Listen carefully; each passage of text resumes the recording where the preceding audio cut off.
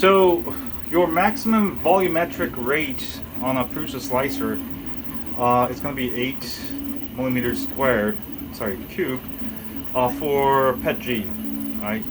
Now that's with 0.4 millimeter nozzle. If you use bigger nozzle, you can increase that speed. You're going to be actually more limited by the speed of your printer. So I feel like 0.6 millimeter nozzle is the sweet spot, especially if you're not doing a lot of detail prints. This one is using Bondtech 0.6 millimeter. This one's using a cheap Amazon nozzle, 0.6 millimeter nozzle, and I set the volumetric rate to something like actually like 20. And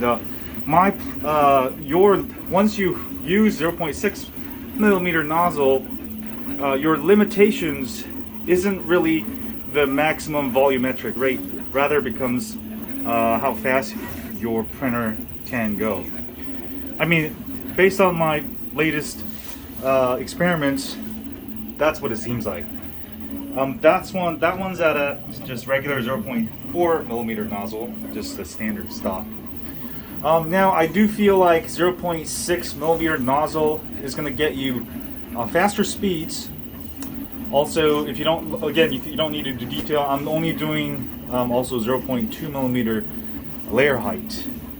0.2 millimeter layer height will give you most of the detail you need for something I'm doing, like making Voron parts right now for my new Voron printer.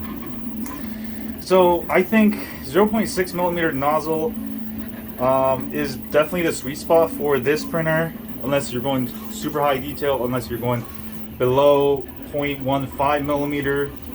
The advantages of using 0.6 millimeter nozzle, obviously your extrusion width, you can go much wider, all right, which means faster print times.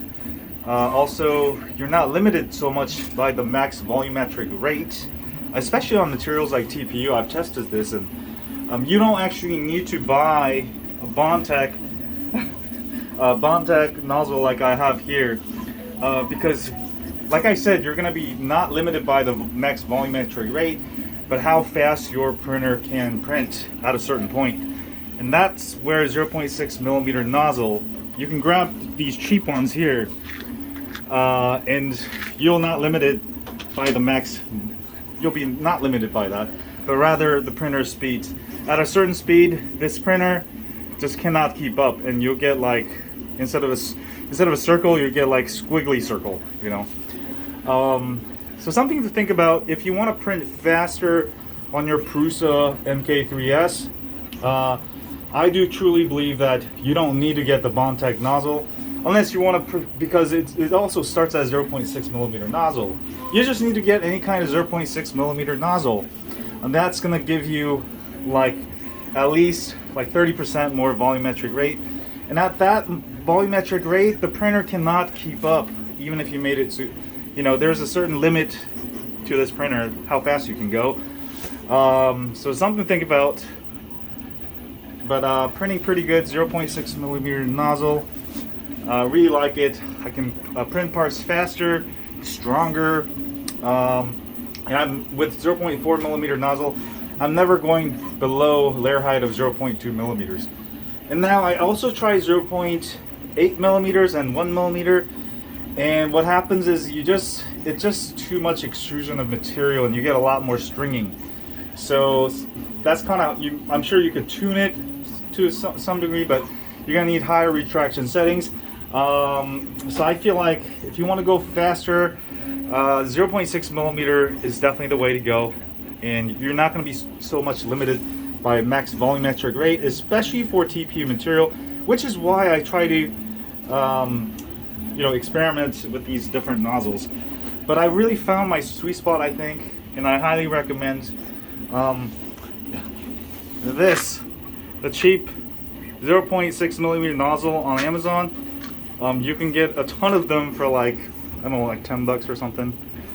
You know, that's a lot of nozzles. For materials, non-abrasive materials like petg, PLA, TPU. If you're doing ABS, obviously get hardened steel. But have a great day. Another great day of printing at my laundry Prusa farm here. So I'm gonna build a laundry boron farm soon.